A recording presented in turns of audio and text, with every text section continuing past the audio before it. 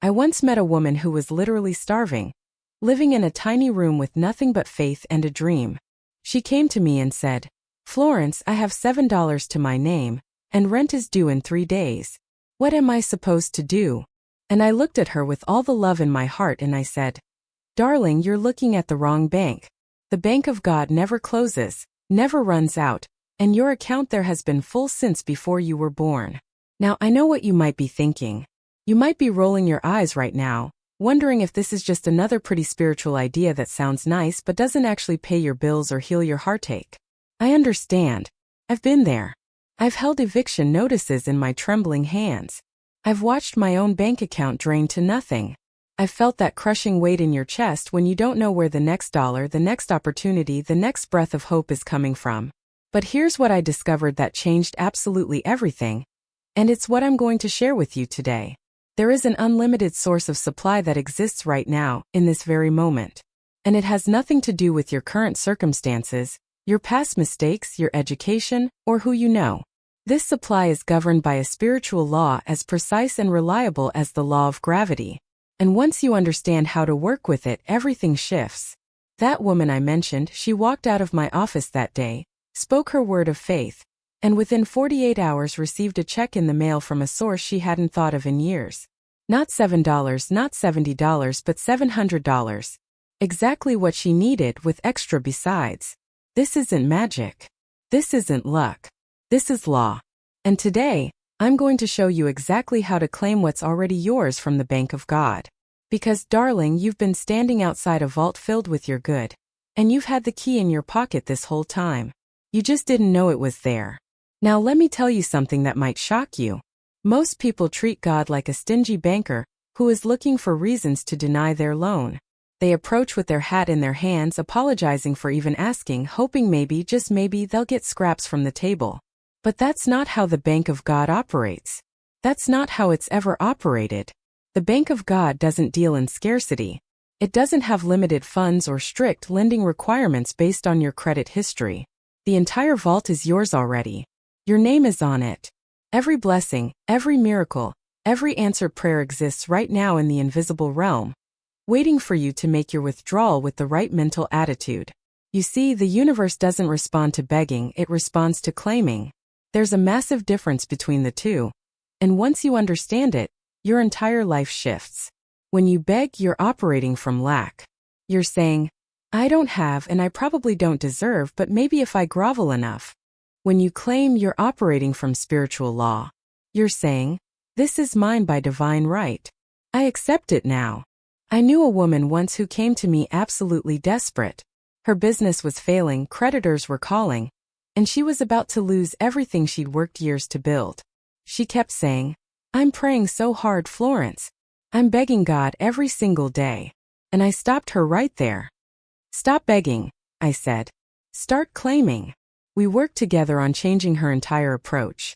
Instead of panic prayers filled with fear and desperation, she began to make firm declarations. Infinite supply now manifests in my business. All my financial obligations are met with divine ease. I am a clear channel for God's abundance. She said these things not as wishes but as facts, as law being set into motion. Within 3 weeks, everything turned around. A client she'd forgotten about paid an old invoice. A new opportunity appeared from an unexpected source. The money didn't just trickle in, it poured. And she looked at me with tears in her eyes and said, "It was there all along, wasn't it? I was just blocking it with my fear." Exactly. The supply was there. The bank of God never closed. She just wasn't making proper withdrawals. She was standing outside the bank during business hours crying about being broke instead of walking through the door with her rightful claim. This is what I see constantly. People with vast spiritual wealth sitting in their accounts untouched while they beg for scraps. They pray for pennies when they have access to unlimited abundance.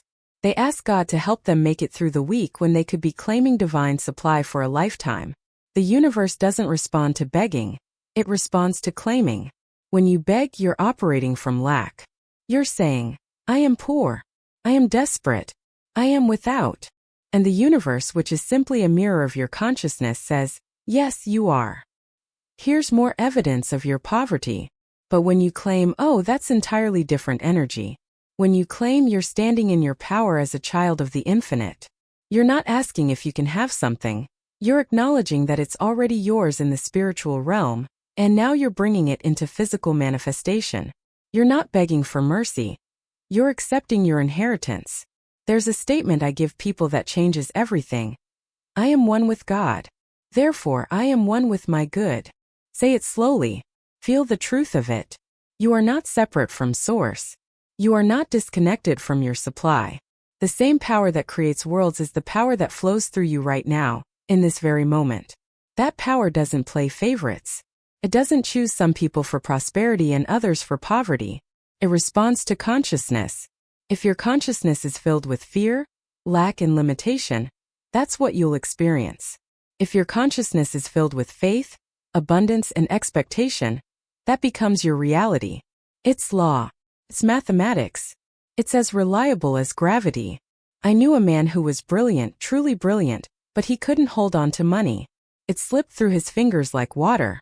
He'd get a windfall and immediately face an unexpected expense. He'd receive a raise, and his rent would increase the same amount. He was trapped in a cycle that seemed almost cosmic in its cruelty. When he finally came to me exhausted and confused, I asked him one simple question. What did your father teach you about money? His face changed immediately. He taught me that rich people are greedy, he said quietly, that money corrupts, that it's better to be poor and honest than wealthy and compromised. There it was, the invisible wall. This man had been fighting against his own success his entire adult life, not because he lacked talent or opportunity, but because deep in his subconscious mind, prosperity meant becoming everything his father had warned him against. To succeed financially was to betray his father's values, to prove himself morally corrupt. I see this pattern everywhere. A woman sabotages every promising relationship because her mother told her. All men leave eventually. A talented artist keeps his work hidden because a teacher once said, people like us don't make it in the art. A business owner unconsciously drives customers away because she grew up hearing, it's selfish to have more than you need. These aren't just beliefs. They're agreements we made with reality when we were too young to know better. They're contracts signed in the invisible ink of childhood trauma, family loyalty, and inherited fear. And they bind us more completely than any legal document ever could. The fascinating thing is that your subconscious mind doesn't care whether these agreements serve you. It only cares about keeping them. Your conscious mind might desperately want financial freedom, but if your subconscious believes that poverty equals virtue, it will work tirelessly to keep you poor. It will make you forget to send the invoice. It will give you a stomach ache on the day of the important interview. It will whisper that you don't deserve it, that you're not ready, that it's safer to stay small. This is what I mean when I say your subconscious is both gatekeeper and saboteur. It guards what it believes to be true about reality, even when those beliefs are destroying your life. But here is where the power lies. The subconscious mind cannot tell the difference between a vividly imagined experience and a real one. It accepts what you impress upon it with feeling and repetition. This is not theory. This is mechanical law. When you speak a word with conviction, with the full force of your belief behind it, your subconscious begins to rearrange the invisible architecture of your life to match that word. I have seen this countless times. A woman came to me drowning in debt, her business collapsing, creditors at her door. Every morning she woke to panic. Every night she fell asleep rehearsing disaster. I told her, stop arguing for your limitations. Stop giving your subconscious evidence of lack. Instead, morning and evening she began to declare, I am surrounded by right action. Infinite supply flows to me now. At first the words felt hollow. Her circumstances screamed the opposite. But she persisted. She spoke them until they began to resonate in her bones. Within weeks, unexpected checks arrived. A client she had forgotten paid an old invoice. A new opportunity appeared from nowhere. Within months her debt was gone. She did not work harder. She did not manipulate or scheme. She simply stopped feeding her subconscious the image of failure and began feeding it the image of supply. The outer world had no choice but to conform. This is what I mean when I say your word is your wand. You are not begging the universe for favors. You are not trying to convince God to change his mind about you. You are aligning your inner conversation with the truth that already exists in the invisible realm. You are claiming what is already yours by divine right. But most people use their words to cement their bondage. They say, I can't afford it, and the subconscious says, yes, master, you cannot afford it. They say, I always get sick in winter, and the body obeys. They say, nothing ever works out for me, and life delivers more evidence of that belief. You are decreeing your experience every moment whether you realize it or not. The question is not whether you are using this law, you are. The question is, are you using it consciously or unconsciously? Are you the author of your inner narrative? Or are you letting fear write the script? Most people are unconscious scriptwriters. They rehearse disaster in the morning shower. They narrate their day with words like, I'm so tired. I can't afford that. Nothing ever works out for me. And then they wonder why their reality feels exhausting, limited, and disappointing. But here's what changes everything. The moment you become aware of your inner script, you gain the power to rewrite it. Not tomorrow. Not after you've achieved something. Right now, this very moment. I want you to understand something profound.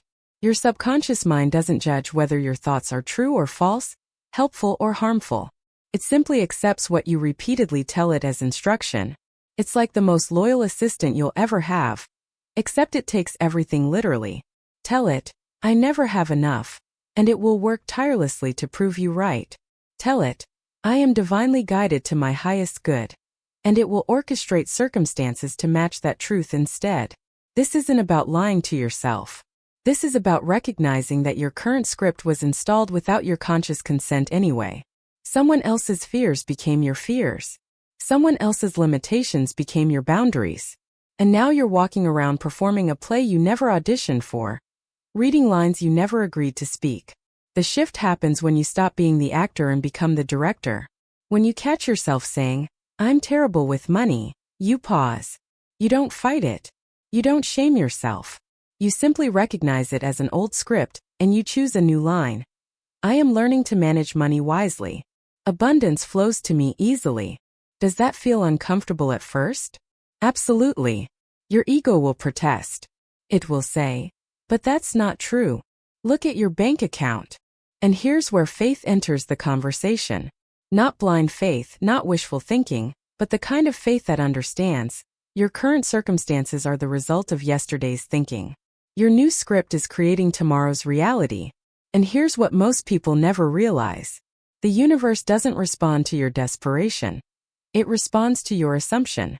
When you're constantly checking the mailbox, refreshing your bank account, asking, where is it? You're not affirming abundance. You're affirming lack. You're scripting from the feeling of not having. But when you write your new story from the place of already being that person, already living that life, the energy shifts completely. I once knew a woman who wanted to move from a cramped apartment to a beautiful home with a garden. For months she complained about her small space. She told everyone how badly she needed to move. Nothing changed. Then someone taught her about mental scripting. Instead of complaining, she began to live as if she already had what she wanted. She bought fresh flowers each week, the kind she'd put in her future garden room. She acted as though space was abundant.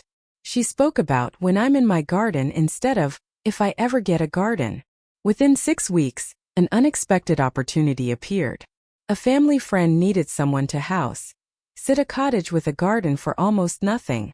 She lived there 2 years, then bought her own place. The circumstances didn't shift because she wished harder. They shifted because she stopped energizing the old story of lack and began embodying the new one. This is what I mean by rewriting your life script. You're not pretending. You're not lying to yourself. You're making a deliberate choice about which story you're going to tell, and more importantly, which story you're going to believe and live from. Your subconscious mind doesn't know the difference between a vividly imagined experience and a real one. When you repeatedly script yourself as confident, successful, peaceful, loved, your subconscious begins to accept this as fact. And what the subconscious accepts, the outer world reflects. So let me ask you, what story are you telling about yourself right now? Not what you want to be true someday. What story are you actually living inside, moment to moment? Because that story, my friend, is your real script. And it's playing out in your life with astonishing accuracy. Now, here's where most people hit a wall. They think changing the story means sitting down once a week and visualizing for 10 minutes, while their inner dialogue screams the complete opposite the rest of the time. That's not rewriting. That's wishful thinking with a meditation cushion. Real story changing happens in the trenches of your daily thoughts. It's catching yourself mid-spiral when you're catastrophizing about money and stopping to ask, is this the script I want to direct my life? It's noticing when you're narrating your relationships with resentment and actively choosing, a different interpretation of the same facts. Because here's something crucial. The facts of your life are neutral until you wrap them in meaning. Your bank balance is just a number. Your last conversation is just words that were exchanged. The opportunities you see or don't see are filtered entirely through the story you're already telling. Two people can live virtually identical circumstances, and one sees tragedy while the other sees transformation and progress. Same facts, completely different stories, completely different lives. I once knew someone who was let go from their job. The story they first told themselves was, I'm not good enough. The economy is terrible. I'll never find something better. I'm too old to start over. That story had them paralyzed for months, applying half-heartedly to positions beneath their skill level, vibrating at the frequency of defeat. Then something shifted. They didn't get a new job first, they got a new story first. The story became, this is making room for what's actually meant for me.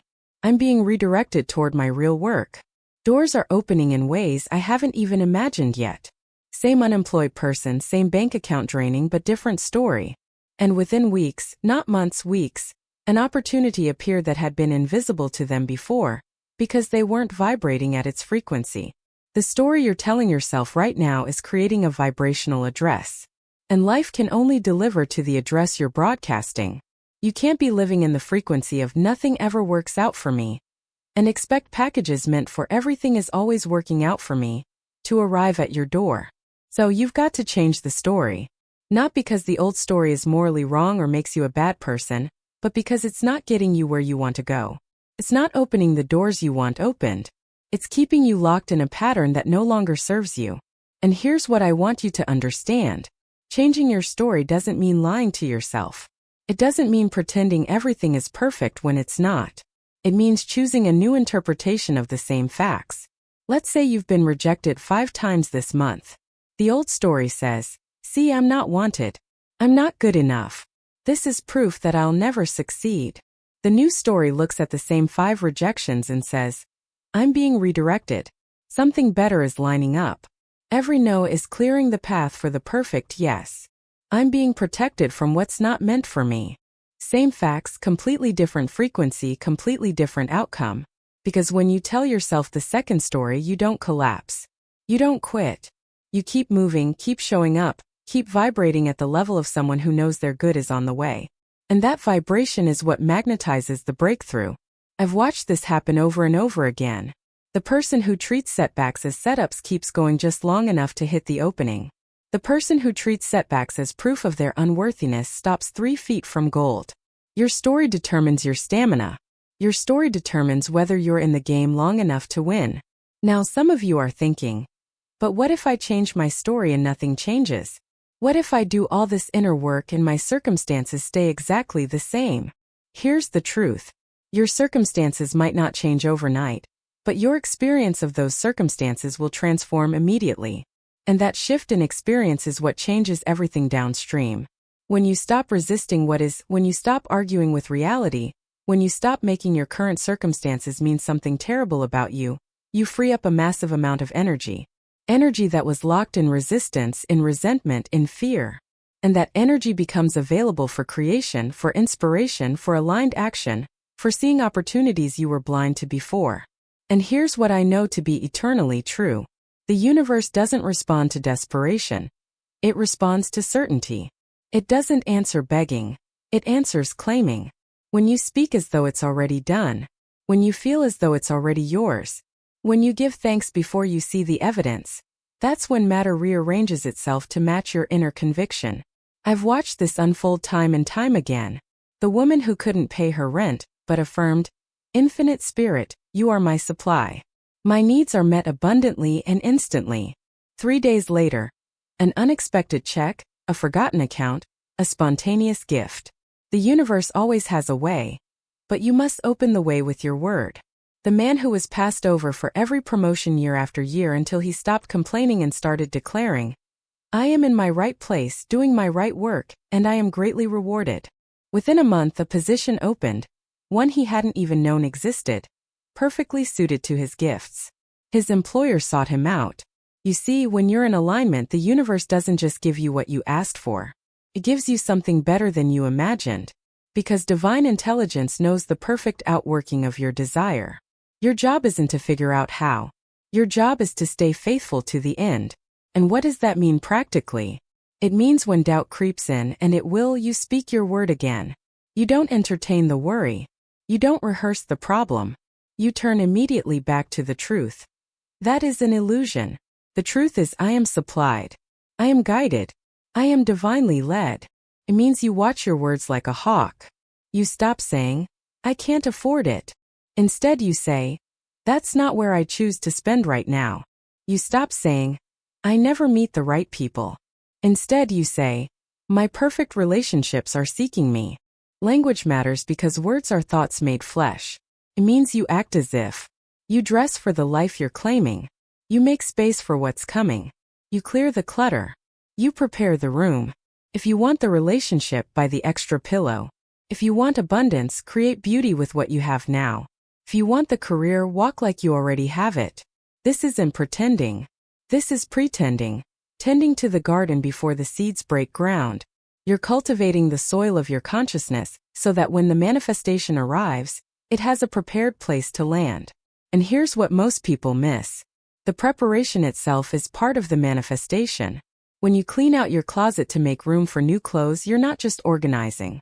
You're declaring to the universe that you're ready. When you practice your acceptance speech in the mirror, you're not being delusional. You're being available. I knew a woman who wanted to write a book, but kept saying she had no time.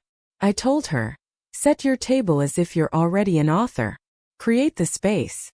She cleared her kitchen table, bought a beautiful notebook, placed fresh flowers beside it every morning.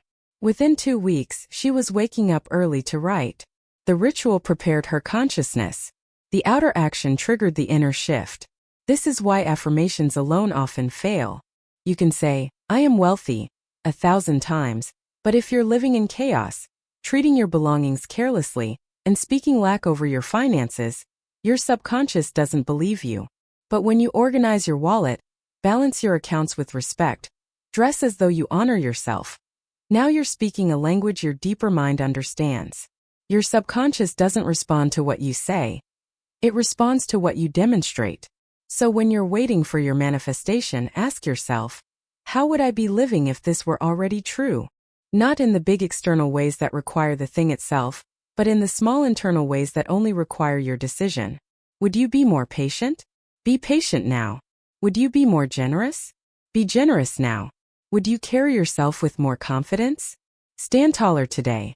You're not mimicking the future. You're creating the frequency that magnetizes it. And here's the beautiful paradox. The moment you fully inhabit the consciousness of having, you often realize you already have more than you thought. Not because your circumstances suddenly changed, but because your perception did. You see the abundance that was always present but invisible to your contracted state. The waiting becomes fullness. The preparation becomes the prize. And the manifestation, when it arrives, feels less like a miracle and more like a homecoming, because you've already been living there in consciousness. You've already prepared the room, set the table, opened the door. All that remains is for the physical world to catch up to the reality you've been faithfully tending in the invisible. And when the physical does catch up, and it will, it always does, there's something I must prepare you for. Because this is where many stumble, even after they've done everything right. When your demonstration arrives, when that check appears, when that call comes, when that door opens, you must receive it as though you always knew it was coming. Not with shock.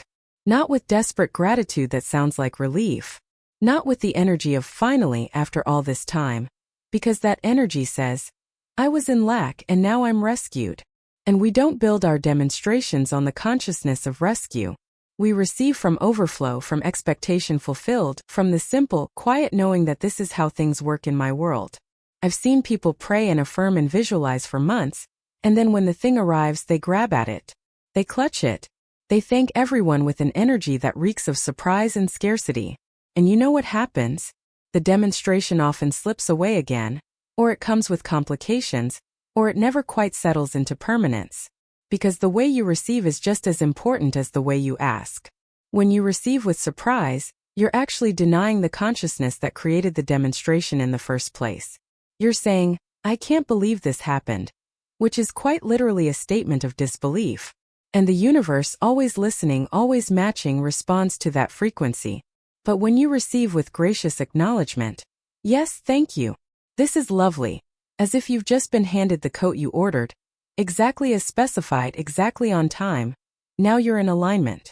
Now you're receiving from the consciousness that knows, this is natural, normal, expected. This is how supply flows in my world. This is how doors open in my experience. This is the rhythm of my life. And from that consciousness, the demonstration doesn't just arrive, it stays. It multiplies. It becomes the foundation for the next unfoldment, and the next, until you're living in a continuous stream of gracious receiving. This is the part they don't tell you in most teachings. They tell you how to ask but not how to receive. They tell you about manifesting but not about maintaining. They give you the prayer, but not the practice of living as though the prayer is already answered. So let me give it to you straight. Your job is not just to call your good to you. Your job is to be someone who naturally receives good, someone who expects it, someone whose inner world is so saturated with the feeling of fulfillment that when the outer demonstration appears, it feels like coming home, not like winning the lottery.